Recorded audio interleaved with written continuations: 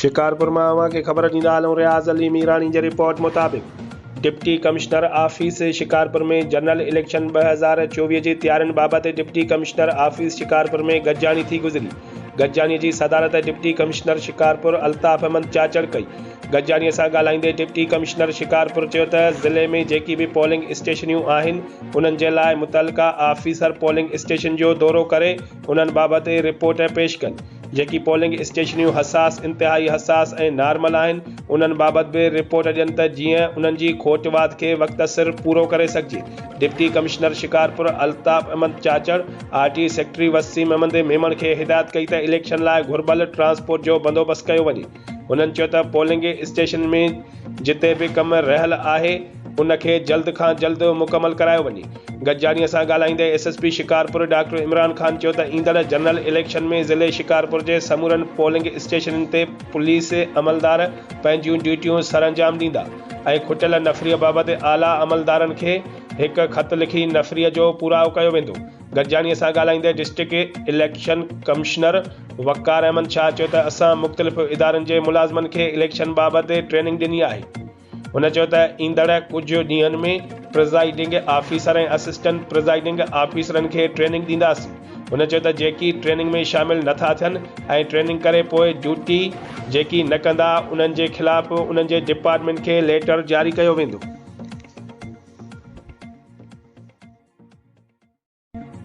Report रियाज़ अली मीरानी शिकारपुर सूबा assembly जे तक सत शिकारपुर ते पीपी जे उम्मीदवार इम्तियाज़ अहमद शेख जेवान में शिकारपुर सिटी जे वार्ड 9 जे खानचंद आबाद मोहल्ले जे रहवासी ॾाॾो ख़ान मक्सी बरकत अली मक्सी जे तरफ़ां कार्नर गॾिजाणी जी दावत ॾिनी वई।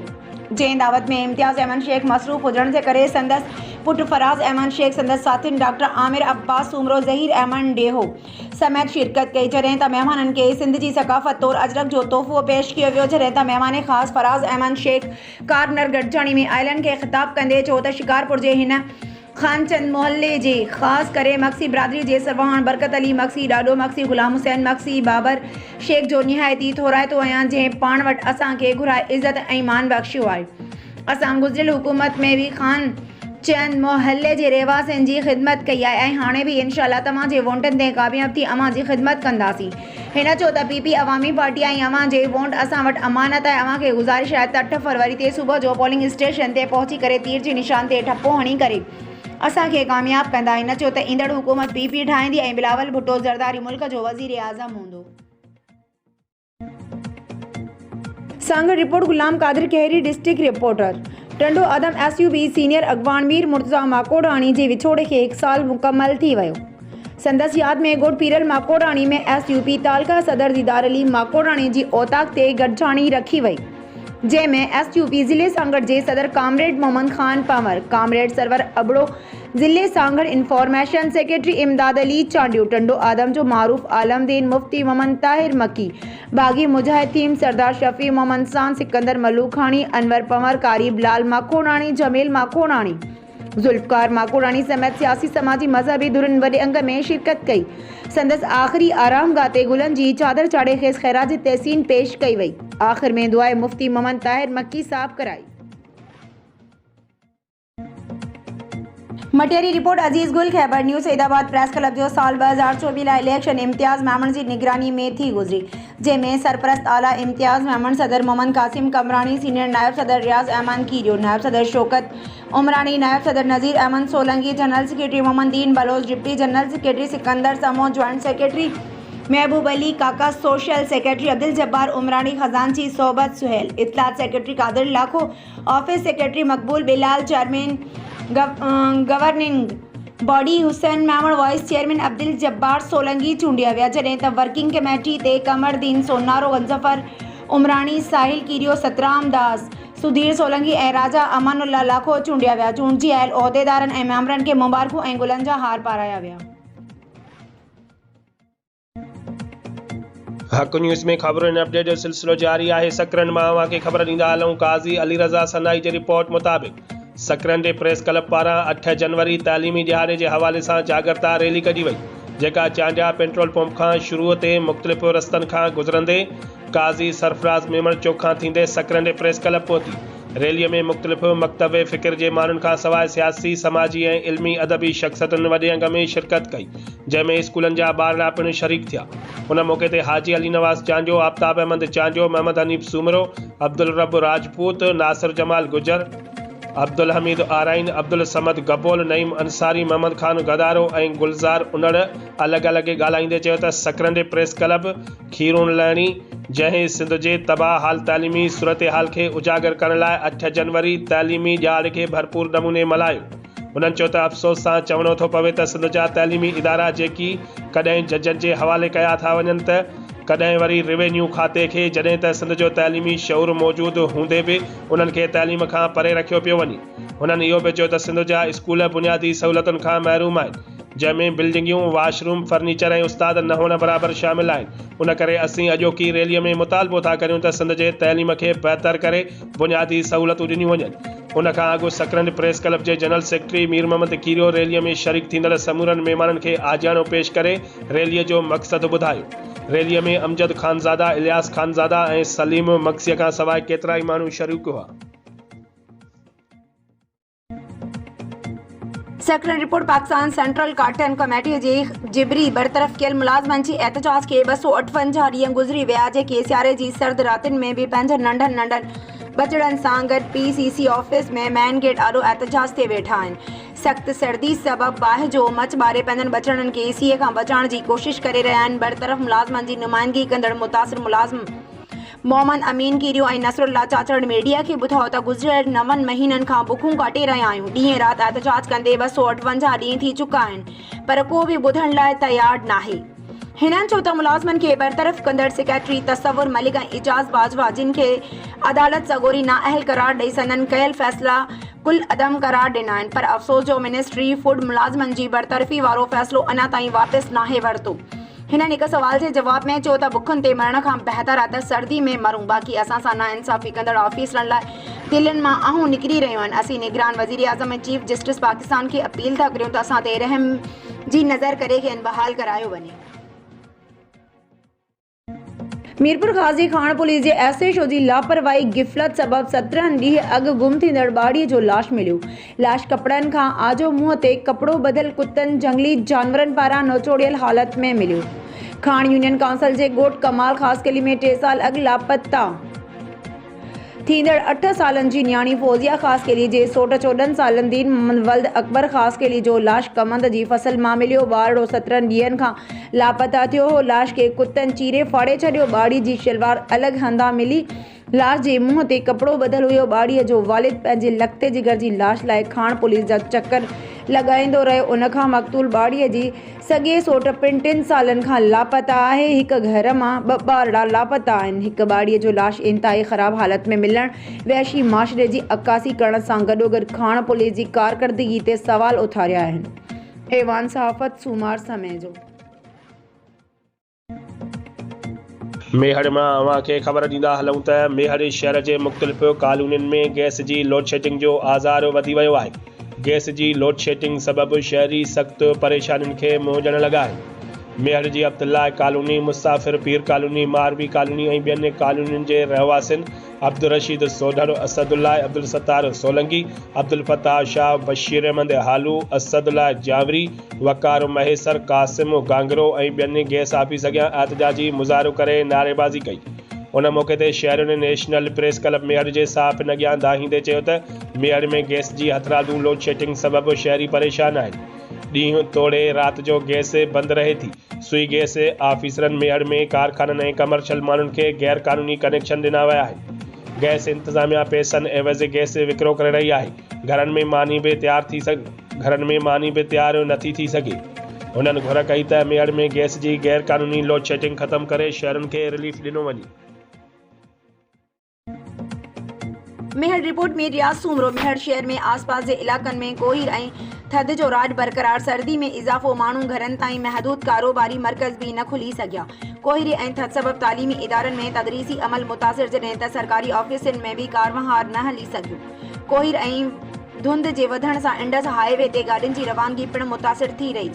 जॾहिं त ॾियाड़ी ते मज़दूरी कंदड़ पोरियत पिणु कोहिर ऐं थधि सबबि परेशानी खे मुंहुं ॾियण लॻा। थधि ऐं कोहिर सबबि मेहर तालुके जे 3 गरड स्टेशननि मेहर रांधण फरीदाबाद गरड स्टेशननि जा 18 फीडर ट्रिप थी विया। बिजलीअ जी फराहमी गुज़िरियल राति 12 बजे खां बंदि पियल आहे, छॾहिं त गैस ऐं वाटर सप्लाई पाणी बंदि थी वियो, जंहिं सबबि शहरियुनि खे रत पचा दौरान मुश्किलातुनि सां मुंहुं ॾियणो पइजी रहियो आहे।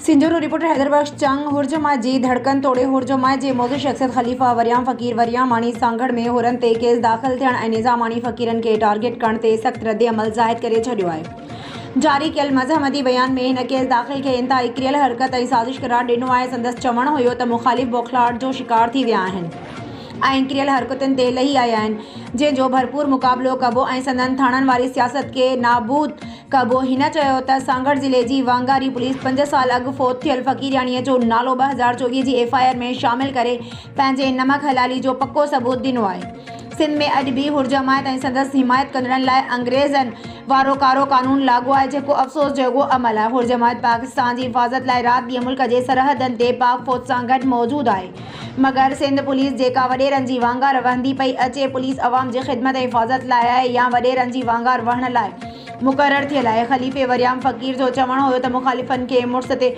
मुड़स थी मैदान ते इलेक्शन में मुक़ाबिलो करणु घुरिजे, हार ॾिसी थाणनि जी सियासत न करणु घुरिजे। ठुल रिपोर्ट वहसूमरो ठुल जे ए सेक्शन थाणे जी हद गढ़ स्टेशन भरिसां नामालूम हथियार बंदन मोटरसाइकिल ते सवार थी हथियारनि जे ज़ोर ते UC दीनपुर जे चेयरमैन नौमान खोसो खां 17 लख फुर करे फ़रार थी विया। वाक़ई ख़िलाफ़ ॻोठाणनि ऐं सियासी समाजी अॻवाननि मीर हसन बोड़ो मुक़दम अज़ीज़ुल्लाह भट्टी जी अॻवानी में पुलिस इंतज़ामिया ख़िलाफ़ सख़्त नारेबाज़ी कंदा मीर दरिया ख़ान खोसो चौक वटि पहुची धरणो हणी ठुल कनकोट रोड ब्लॉक करे छॾियो, जंहिं सबबि गाॾियुनि जूं कतारूं बीहजी वयूं। उन मौक़े ते अॻवाननि सालार मीर हसन बोड़ो मुक़दम अज़ीज़ुल्लाह भट्टी निज़ामुद्दीन डोल रेस असगर अली भट्टी ऐं ॿियनि मीडिया सां ॻाल्हाईंदे चयो त ठुल में ॾींहुं ॾिठे जो हथियार बंदन UC चेयरमैन मीर नौमान ख़ान खोसो खां हथियारनि जी ज़ोर ते 17 लख रुपया फुर करे आराम सां फ़रार थी विया आहिनि, जॾहिं त पुलिस गाइब हुई, जेको अफ़सोसनाक अमल आहे। होॾां मुतासिर मीर नौमान ख़ान खोसो, ममन ख़ान खोसो, मीर फ़हद ख़ान खोसो, JUI अॻवान सैद अब्दुल बासित शाह ऐं ॿिया अॻवान वफ़द सूरत में ठुल थाणे ते पहुची SHO ठुल खे वार्निंग ॾिनी त फ़ौरन खे जल्द गिरफ़्तार करे फुर थियल पैसा वापसि कराए ठुल में बदअमनी ते कंट्रोल कयो वञे, वरना एहतजाज ऐं धरणनि जो सिलसिलो वधायो वेंदो। SHO ठुल जी यकीन दहानी बाद धरणो 2 ॾींहंनि लाइ मुलतवी कयो वियो आहे। होॾां मुज़ाहिरीन SSP जे कमबाद खां मुतालबो कयो आहे त मीर नौमान ख़ान खां फुर थियल नक़द रक़म वापसि कराई वञे ऐं ॾींहुं ॾिठे जी फुर जो नोटिस वठी ॾोहारियुनि खे गिरफ़्तार कयो वञे, न त ॿी सूरत में सख़्त एहतजाज कयो वेंदो। शिकारपुर मां वाक़ई ख़बर ॾींदा हलूं। रियाज़ अली मीरानी जे रिपोर्ट मुताबिक़ गॾियल अरब इमारात में शिकारपुर जे समाजी अॻवान राजा इमामुद्दीन मरफ़ानी शारजा पहुची नाले वारे कारोबारी शख़्सियत इम्तियाज़ अली चांजो सां संदसि जे वेझे अज़ीज़ जी वफ़ात ते ताज़त करे ॾुख जो इज़हार कयो, जंहिं बैदि समाजी अॻवान राजा इमामुद्दीन मरफ़ानीअ सां आयल सिंधी लेबर यूनियन जे अॻवाननि जे वफ़द शाहिद अली ख़ान चांजो जी अॻवानीअ में मुलाक़ात करे मुख़्तलिफ़ मामलनि ते ॻाल्हि ॿोल कई। दुबईअ में लेबर यूनियन जे अॻवाननि पारां राजा इमामुद्दीन मरफ़ानीअ खे सिंध जी सक़ाफ़त टोपी अजरक जो तोहफ़ो पेश कयो। उन मौक़े ते समाजी अॻवान राजा इमामुद्दीन मरफ़ानी वफ़द सां ॻाल्हाईंदे चयो त दुबईअ में रोज़गार कंदड़ सिंधी माण्हुनि जी बहितर तरह सां सार संभाल लहण ते हितां जा नौजवान तमामु घणी तारीफ़ जा हक़दार आहिनि। हुननि जो वधीक चवणु हो त परदेस में पंहिंजो ज़ाती कारोबार कंदड़ हुजनि या मज़दूरी कंदड़, सभिनी जे मथां फ़र्ज़ु आहे त ईमानदारीअ सां भरपूर महिनत करे पंहिंजी मुआशी तरक़ीअ सां गॾु क़ौम ऐं मुल्क जो नालो रोशन कनि। परदेस में रहंदड़ सभई सिंधी पंहिंजी क़ौम जा तर्जुमान आहिनि। असां उमीद था करियूं त तव्हांजी आला किरदार ऐं महिनत ते हमेशह सिंधी क़ौम खे फ़ख़ुरु रहंदो। मुलाक़ात में इम्तियाज़ अली कमरानी, गाज़ी ख़ान जागीरानी, शाइर हुबदार अली चांडियो, कामरेड इरफान अली इनकलाबी, काशिफ देशी समेत महमद बख्श लुंडो मौजूद आहे। रिपोर्ट रियाज़ अली मीरानी शिकारपुर SSP शिकारपुर डॉक्टर मोहम्मद इमरान खान पारां जारी कयल हुक्मनि ते शिकारपुर पुलिस जूं ॾोहारियुनि जे ख़िलाफ़ कामयाब कार्रवाइयूं जारी। रुस्तम पुलिस जी कामयाब कार्रवाई, अगवा जे केस में मुलविस ऐं क़तल पुलिस मुक़ाबले जे केस में इश्तिहारी 2 जवाबदार गिरफ़्तार। तफ़सील मूजिब SHO Rustam Khalil Ahmed Rind police staff सां गॾिजी कार्रवाई कंदे अगवा जे केस में मुलविस ऐं क़तल जे केस में घुर्बल 2 जवाबदार गिरफ़्तार करे वरितो। जवाबदारनि जी सुञाणप गुलाम अली वल्द मोहम्मद रहीम महर ऐं अब्दुल ख़ालिक वल्द अली हसन महर तौर थी आहे। कार्रवाई मतलूब जवाबदार जी मौजूदगी जे इतला ते कई वई। गिरफ्तार जवाबदार गुलाम अली महर मिसमात जां निसार खातून जे क़त्ल केस में घुरबल हो, जेको रुस्तम थाणे ते दाख़िल हो। जॾहिं त गिरफ्तार जवाबदार अब्दुल ख़ालिक महर ते दरीना दुश्मनी ते क़त्ल जा 3 केस थाणे चक ते दाख़िल थिया हुआ, जॾहिं त रुस्तम थाणे ते अगवा जो केस में मुलविस हो। कामयाब कार्रवाई ते SSP शिकारपुर पारां पुलिस पार्टी खे शाबाश ऐं तारीफ़ी सर्टिफिकेट ॾियण जो हुकुम जारी कया। केस जी वधीक जांच कई पई वञे।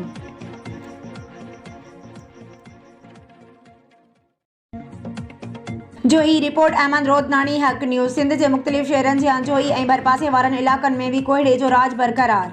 कोहीड़े जी शिदत वधी वञण करे थधि में वात थी वई आहे। माण्हू घरनि ताईं महदूद थी विया आहिनि।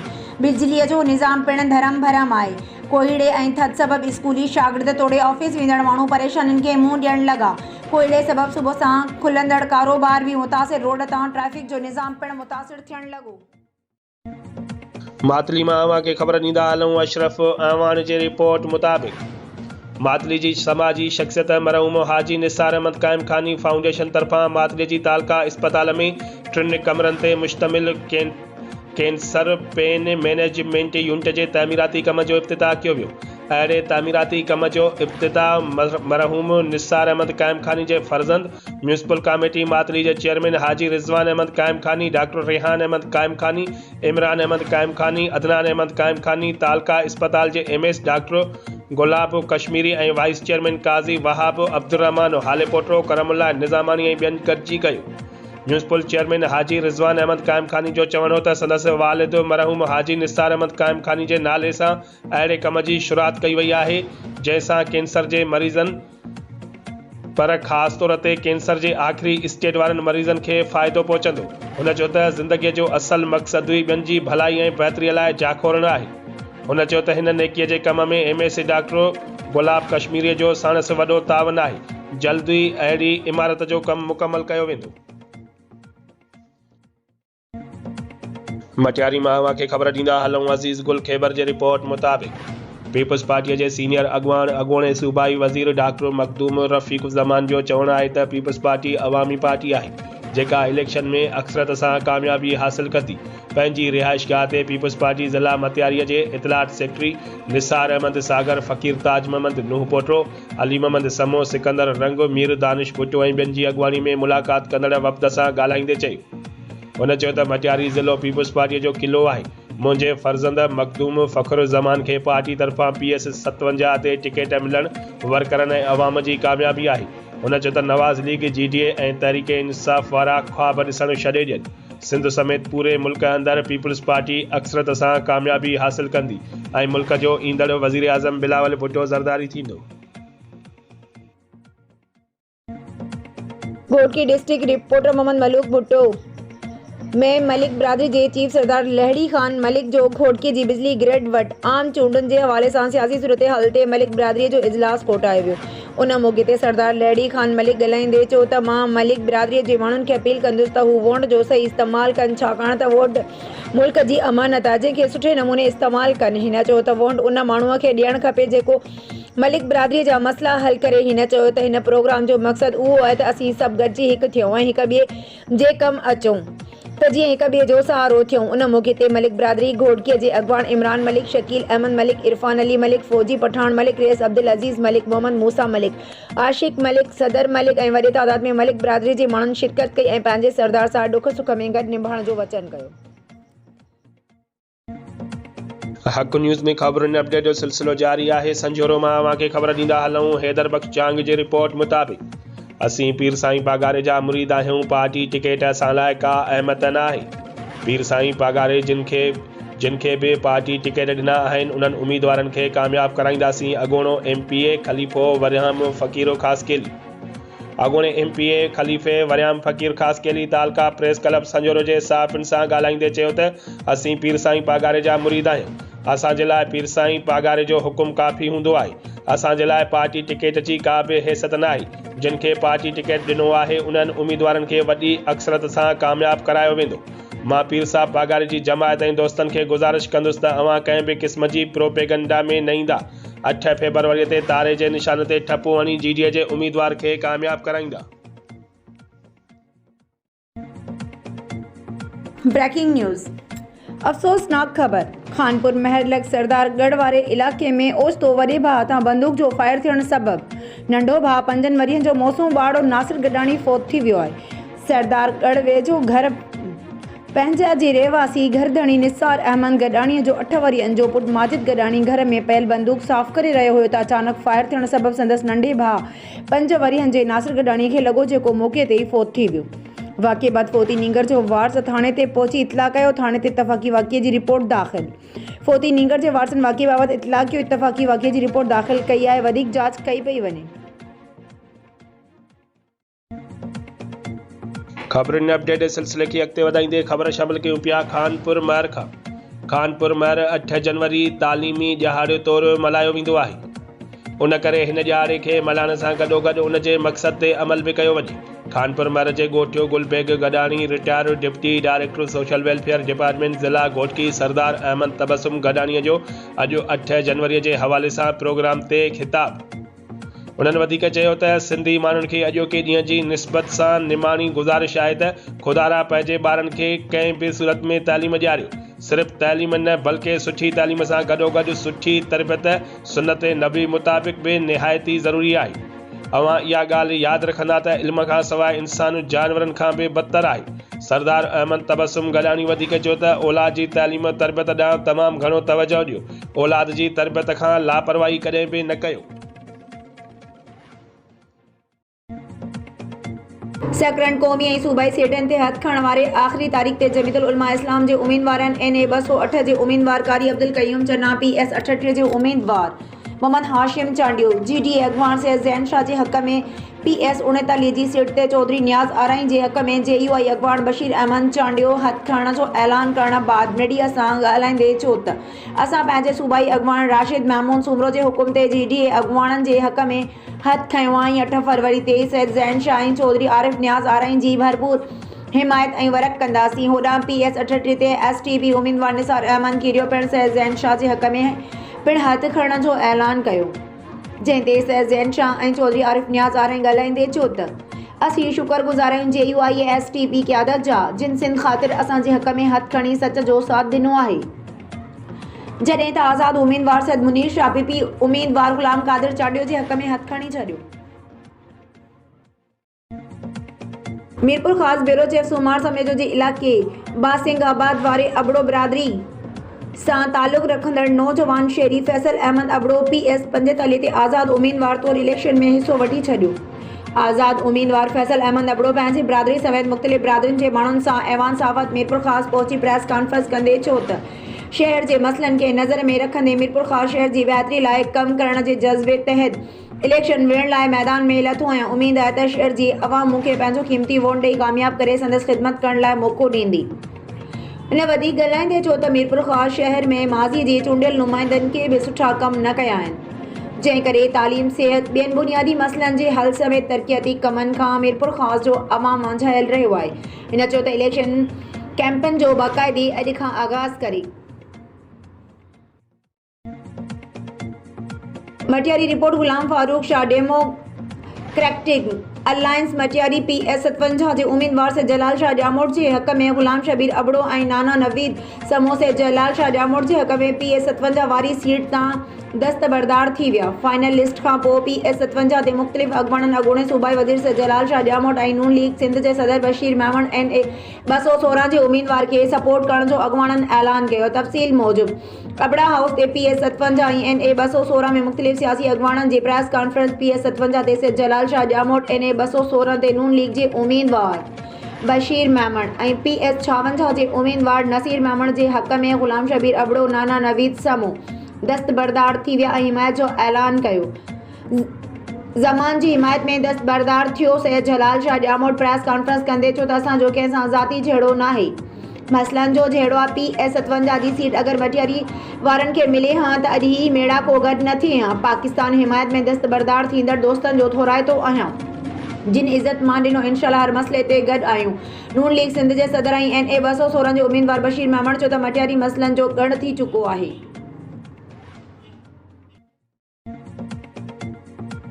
पीरनमल रिपोर्ट अता मोहम्मद खान पठान खिप्रो प्रेस क्लब तफ़सील मूजिब साल 2024 जे चूंडुनि लाइ खिप्रो प्रेस क्लब ऑफिस में तकरीब थी गुज़री। उन मौक़े ते खिप्रो प्रेस क्लब जे उहिदेदारनि ऐं मेंबरनि वॾे अंग में शिरकत कई। अॻोणे बाडी टोड़ण खां पोइ नई बाडी लाइ वोटिंग कराई वई, जंहिंमें अॻोणो सदर महबूब खान बाबू अक्सरियत हासिल करे ॿियो भेरो सदर चूंडिजी वियो। अहिड़ी तरह खिप्रो प्रेस क्लब जो अॻोणो general secretary Shahbaz Ali Shakur क़ाइम ख़ानी जनरल सेक्रेटरी लाइ वॾी अक्सरियत सां कामयाब करार ॾिनो वियो। बाक़ी रहियल उहिदनि ते नायब सदर राना ज़ुल्फ़िकार अली राजपूत, सीनियर नायब सदर हुसैन बख्श जूण जो, joint secretary Ubaidullah Khan, information secretary गुल मोहम्मद शर, फाइनेंस सेक्रेटरी अता मोहम्मद खान ऐं ऑफिस सेक्रेटरी मोहम्मद शब्बीर क़ाइम ख़ानी मुक़रर किया विया। उन मौक़े ते नई चूंडल बाडी गॾियल बयान जारी कंदे चयो त हमेशह वांगुरु असांजो कलम खिप्रो शहर जो मज़लूम आवाम जो आवाज़ बणिजंदो ऐं साफ़ जे प्लेटफॉर्म तां मज़लूमनि जे आवाज़ खे आला वाननि ताईं पहुचाईंदो।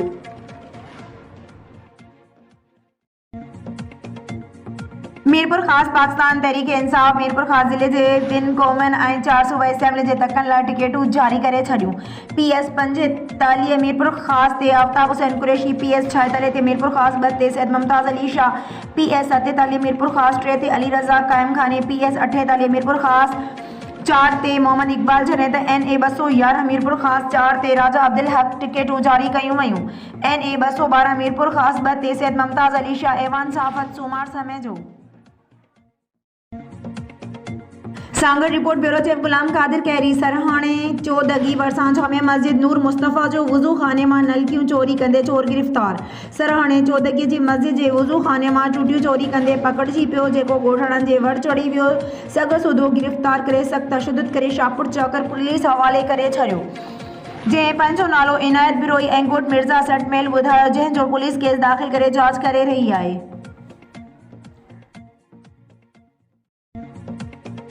Sanghar report bureau chief Ghulam Qadir कैरी सांगड़ क़ौमी तक NA 209 ऐं सूबाई तक PS 42 ते वेठल आज़ाद उम्मीदवार सैयद नजमुद्दीन शाह खुरासानी समेत मुरीदनि सां गॾिजी दरगाह तल्ला शाह ते चादर चाढ़े दुआ घुरी पंहिंजी चूंड मुहिम जो आगाज़ कयो। उन मौक़े हिन मीडिया सां ॻाल्हाईंदे चयो त गुज़िरियल 15 सालनि खां अवाम खे कूड़नि ॾटनि खां सवाइ कुझु बि नाहे ॾिनो।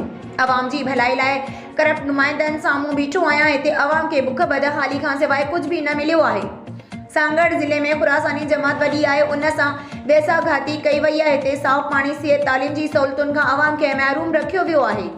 गुज़िरियल 15 सालनि खां PP हुकूमत करप्शन करे पंहिंजा घर भरिया आहिनि। अस्पतालनि में इलाज जी सहूलियत न आहे, सिहत खातो मुकमल नाकाम आहे। तक जो अवाम ज़ालिमनि खे हमेशह लाइ हितां तड़े कढे। अवाम जे वोट जी ताक़त असां तब्दीली आणे सघूं था। हिन जो त इलेक्शन पाक फ़ौज जी निगरानी में कई वञे। हिते जेकी RO मुक़रर किया विया आहिनि, इहे PP वारनि जा वांगारू आहिनि। उन्हनि ते असांखे यकीन न आहे। मुख़ालिफ़ हाणे खां ख़ौफ़ज़दा थी विया आहिनि। मुख़ालिफ़ हमेशह धांधली करे खटिया आहिनि, हाणे उन्हनि खे ईअं हरगिज़ करणु न ॾींदासीं। मूं सां गॾु खुरासानी जमात मुरीद ऐं चङनि बिरादरियुनि जा मोज़िज़ माण्हू गॾु आहिनि। अवाम सुजाॻ आहे, हाणे अवाम में हाणे तब्दीली चाहे थी, सो हिन इलेक्शन में तब्दीली आणींदासीं। मीरपुर ख़ास जमात इस्लामी पाकिस्तान तरफ़ां सूबाई असेंबली जे तक PS 45 मीरपुर ख़ास लाइ हाजी नूर इलाही मुग़ल खे पार्टी टिकट जारी कई वई। Haji Noor Ilahi Mughal RO PS 45 Irfan Ali Nizamani party ticket जमा कराए छॾी। ऐवान सहाफ़त सूमार समय जो। अफ़सोसनाक ख़बर आहे नाज़रीन, अव्हां खे आगाह कयूं पिया मीरपुर ख़ास खां मदरसा चौकी भरिसां झरबी रोड ते मोटरसाइकिल ऐं चिंची रक्षा में ज़ोरदार टक्कर, हिकु ॼणो सख़्त ज़ख़्मी। जी नाज़रीन, हिकु दफ़ो ॿीहर अव्हां खे अफ़सोसनाक ख़बर खां आगाह कंदा हलूं त मदरसा चौकी भरिसां झरबी रोड ते मोटरसाइकिल ऐं चिंची रक्षा में ज़ोरदार टक्कर थी पियो आहे, जंहिं जे नतीजे में हिकु ॼणो सख़्त ज़ख़्मी थी पियो। घोटकी मां अव्हां खे ख़बर ॾींदा हलूं महमद मलूक भुट्टो जे रिपोर्ट मुताबिक़ ॿिनि मासूमनि समेत अगवा थी वियल 4 मुगवी नबी बख्श कलवर, शहज़ादो मक्सी ऐं मासूम मोहम्मद हुसैन मक्सी इंतज़ार हुसैन मक्सीअ जी बाज़ियाबीअ लाइ प्रेस क्लब जे अॻियां शहरी इतिहाद मुगवी जे वारसनि इरशाद अली मक्सी, रसूल बख्श मक्सी, सोहराब कलवर, हाफ़िज़ मोहम्मद अब्बास समेत सिविल सोसाइटी जे अॻुवाननि मौलाना मोहम्मद इसाक ख्वावर, कसी ज़मान पठान, रईस मलूक भुट्टो, रशीद सिंधी एहतजाज कंदे मुगवियुनि जी बाज़ियाबीअ जो मुतालबो कयो।